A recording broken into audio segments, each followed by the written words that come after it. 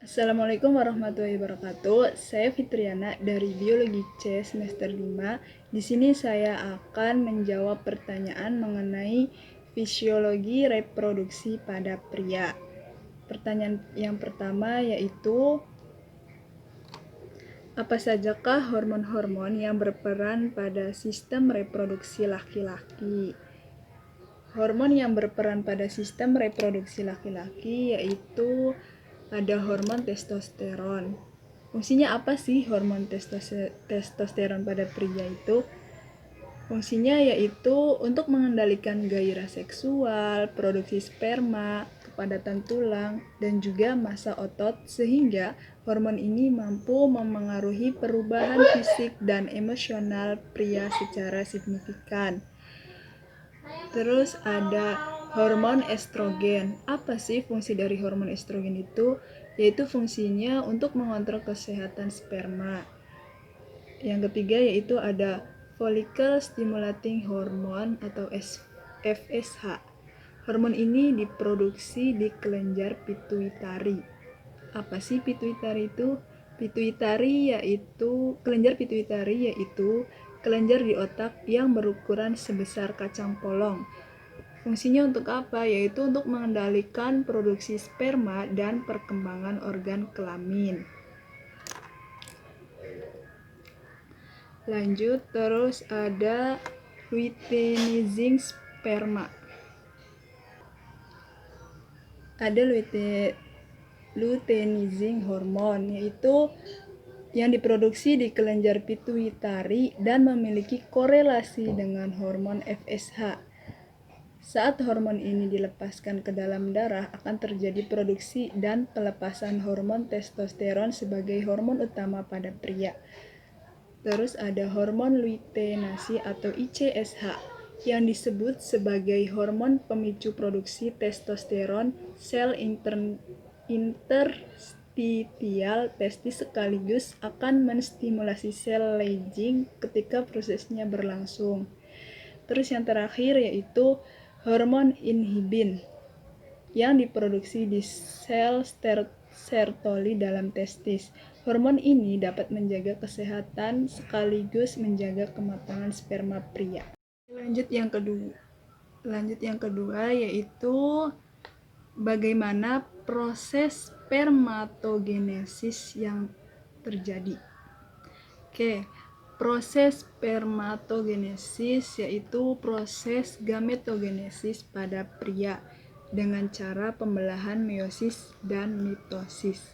Spermatogenesis berlangsung di dalam testis atau buah zakar dengan prosesnya yaitu spermatogenesis bermula dari sel induk primordial atau spermatogonium yang bersifat diploid. Spermatogonium akan mengalami pembelahan secara mitosis sehingga menghasilkan spermatosit primer yang bersifat diploid. Yang ketiga yaitu spermatosit primer membelah reduksi atau meiosis menghasilkan spermatosit sekunder yang bersifat diploid.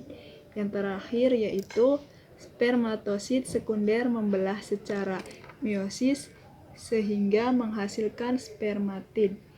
Apa sih spermatid itu? Spermatid merupakan calon spermatozoa yang belum memiliki ekor. Spermatid ini akan berkembang menjadi spermatozoa berekor di dalam epididymis. Pertanyaan ketiga yaitu tentang bagaimana cara menjaga kualitas sperma. Kenapa sih perlu dijaga? Jadi gini, perlu karena menjaga kualitas sperma yaitu menjaga berat badan ideal. Kenapa kok harus menjaga berat badan ideal? Penelitian membuktikan bahwa meningkatnya indeks massa tubuh berkaitan dengan menurunnya jumlah serta pergerakan sperma. Yang kedua yaitu menerapkan diet sehat. Pilihlah variasi buah dan sayuran yang kaya akan antioksidan dan dapat memperbaiki kualitas sperma. Konsumsi suplemen zinc dapat meningkatkan jumlah testosteron dalam tubuh, sehingga dapat meningkatkan kesuburan pada pria dengan kadar zinc yang rendah.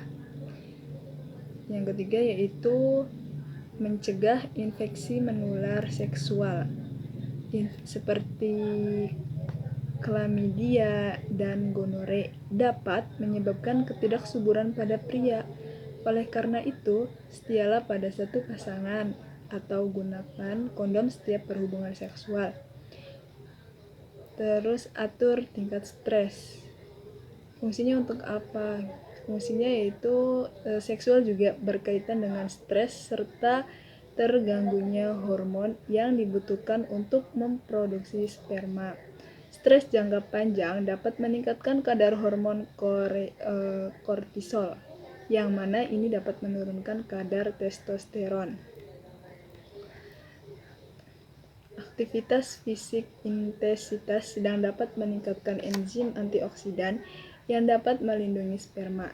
Pria yang berolahraga rutin memiliki kadar testosteron yang lebih tinggi serta kualitas men yang lebih baik dibandingkan pria yang kurang aktif.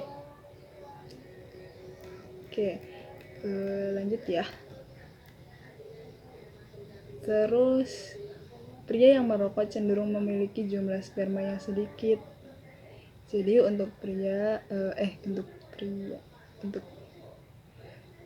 cobalah perlahan untuk berhenti atau minta bantuan tenaga ahli jika berhenti merokok dirasa amat sulit. Terus batasi konsumsi alkohol. Minum minuman beralkohol secara berlebihan dapat menurunkan produksi testosteron, menyebabkan impotensi, serta menurunkan kualitas sperma. Terus lanjut, hindari penggunaan pelumas saat berhubungan intim. Kenapa? Ya walaupun masih dibutuhkan penelitian lebih lanjut, tapi sebisa mungkin hindari penggunaan pelumas. Jika dibutuhkan, gunakan alternatif lain seperti baby oil atau pelumas yang aman untuk kesuburan. Misalnya yang tidak mengandung gliserin dan pH yang sesuai dengan wanita saat masa subur serta sperma yaitu antara 7,2 hingga 7,8. Terus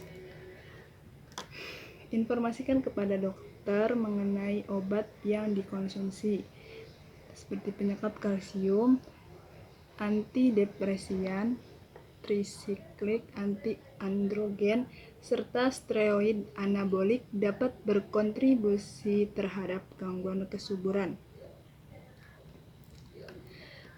Terus hindari toksin. Paparan terhadap pestisida dan timbal dapat memengaruhi jumlah serta kualitas sperma.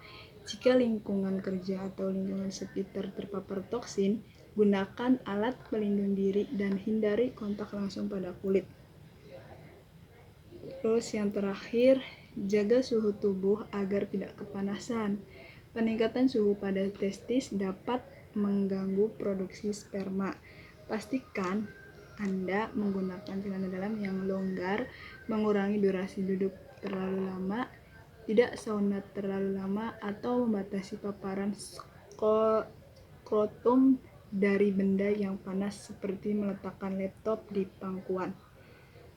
Kemoterapi dan radiasi untuk kanker juga dapat menurunkan kualitas sperma, bahkan bisa menyebabkan ketidaksuburan permanen.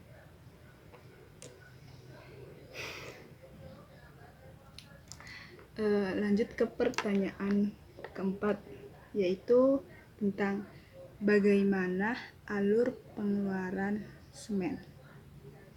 Oke, lanjut ya.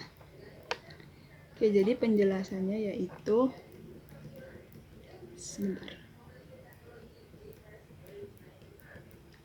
Jadi sperma diproduksi di dalam testis, lebih tepatnya di dalam saluran tubulus seminiferus. Setelah selesai diproduksi, maka sperma akan ditampung sementara di epididymis yang berupa saluran berlekuk-lekuk di luar testis. Sperma akan mengalami masa pematangan di dalam epididymis. Setelah matang, sperma akan dialirkan menuju saluran panjang vas deferens. Vas deferens akan mengalirkan sperma menuju vesika seminalis. Di dalam vesika seminalis ini, sperma akan disimpan dan ditampung serta akan diberi nutrisari yang dihasilkan oleh vesika seminalis. Vesika seminalis ini berupa cairan semen. Setelah vesika seminalis penuh, maka sperma beserta cairan semen akan dikeluarkan melalui ductus ejaculatoris yang akan membuat pengeluaran sperma menjadi sebuah luncuran yang lebih kuat.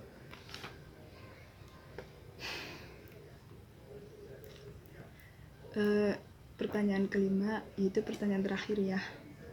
Apa sajakah gangguan pada sistem reproduksi pria? Gangguan pada sistem reproduksi pria yaitu hernia inguinal. Apa sih hernia inguinal itu? Yaitu dinding perut bagian bawah melemas sehingga usus turun ke kantung testis atau bagian samping penis yang menyebabkan testis terlihat lebih besar. Hidrokel. Kondisi kantong testis dipenuhi oleh cairan yang mengelilinginya. Biasanya hidrokel tidak terlalu membahayakan testis. Terus ada balanitis. Balanitis yaitu kondisi iritasi atau pandangan yang terjadi pada bagian ujung penis atau kepala penis. Kondisi medis seringnya diderita oleh laki-laki yang penisnya tidak disunat. Terus ada kanker testis, yaitu gejala kanker testis yang paling sering ditemukan adalah pembengkakan atau benjolan yang tidak nyeri di salah satu testis atau perubahan bentuk atau tekstur buah zakar. Oke, cukup sekian penjelasan dari pertanyaan-pertanyaan tersebut. Dicukupkan, kurang lebihnya mohon maaf. Terima kasih. Wassalamualaikum warahmatullahi wabarakatuh.